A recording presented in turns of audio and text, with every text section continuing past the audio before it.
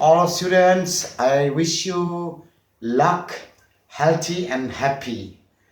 In this opportunity today, we are going to discuss and learn and analyze about the kind of text, narrative text. Have you heard of that? Narrative text?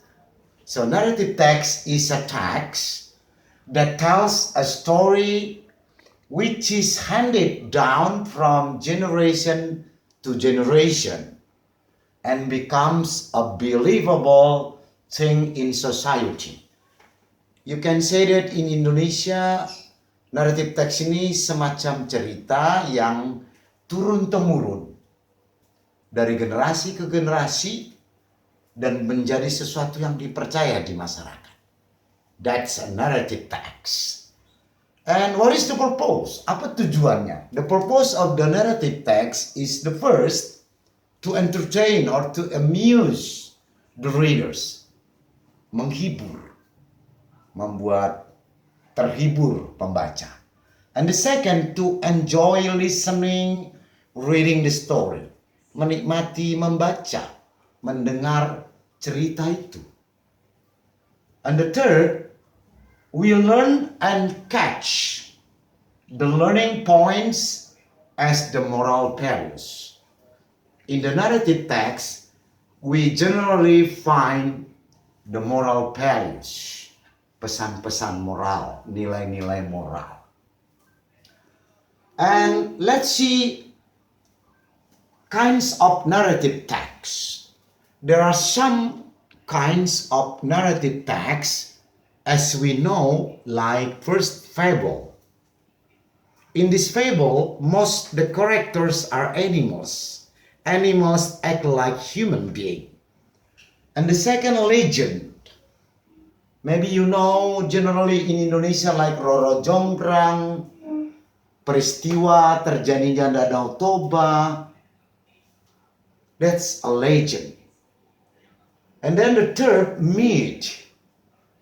A myth is about a hero or an event, like in Indonesia, Nyai Roro Kidul. Most of people believe this one is factual. That's a myth. Mythos, we said that. And the fourth, fairy tales. We call it in Indonesia dongeng. Like Malin Kundang, the example. This is about magical creatures, hal-hal yang magic. And the fifth, folk tale. We call it in Indonesia cerita rakyat, like Lutung Kasarung, Sangkuriang, and then the last is tall tale. This kind of narrative text is only for humorous, to be humorous, hanya lucu-lucuan. And the next, let's see about how about the generic structure, the structure of the narrative text. There are some structure of narrative text. The first is orientation. In this part, we will see in the story the opening. Introduce the opening, the characters, the setting, the time. Like that. That's the part of orientation. And the second, complication. You can see in this part start appearing, happening the conflict. It means mulai terjadi permasalahan, konflik di dalam cerita. And the third, resolution. This is as the problem solving to the conflict. Can be also as the ending of the story. Jadi di bagian resolution ini merupakan penyelesaian masalah dan bisa menjadi akhir cerita. 1, 2, 3 is a must, harus ada. Kadang-kadang nggak ada reorientation, tapi umumnya ada reorientation as the messages from the author, pesan dari pengarang. At the end of the story, it means the author wants to deliver the moral values, nilai-nilai moral, ajaran-ajaran, nilai ajaran. That's the part of reorientation. After that, let's see the lexicogrammatical features, or we can say language features, ciri-ciri kebahasaan of narrative text. The first is focus on specific participant. What does that mean? Fokus kepada seseorang atau individu tokoh cerita, like Malin Kundang, Sang Kuryang. And then usually using pronoun like he, she, her, him, they, etc. And the third, use the form of simple past tense. Generally, the sentence in the narrative text in the form of the simple past. Biasanya kata kerja kedua. Because the story is a past. Retell again. And the fifth and the fourth, most of the sentences in the form of indirect speech. Indirect speech ini bentuk kalimat tak langsung. Karena bercerita. Indirect speech. Kalimat tak langsung. Bukan percakapan.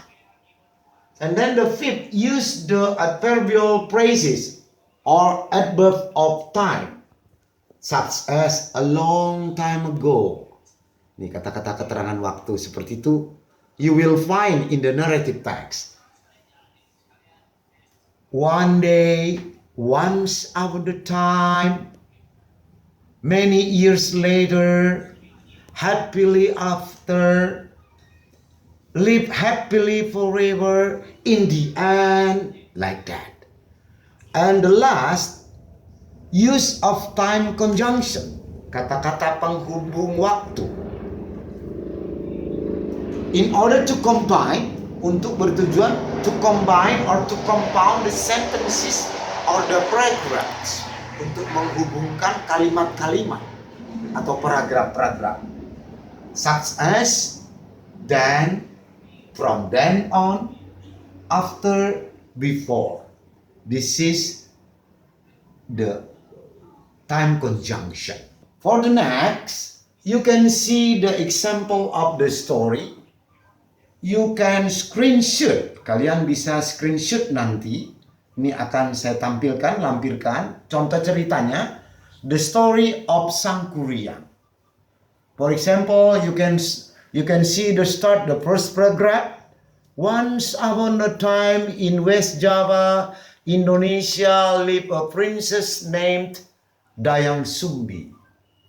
She was beautiful and kind-hearted. That is storytelling. Kadang-kadang kita ada lomba storytelling, itu ada teknik-teknik membaca. So, kalian bisa screenshot.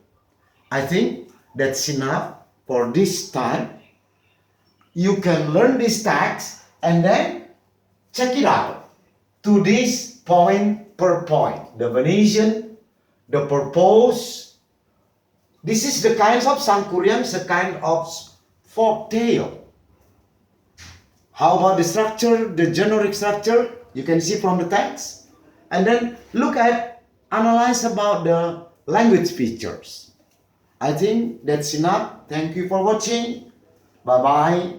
Goodbye.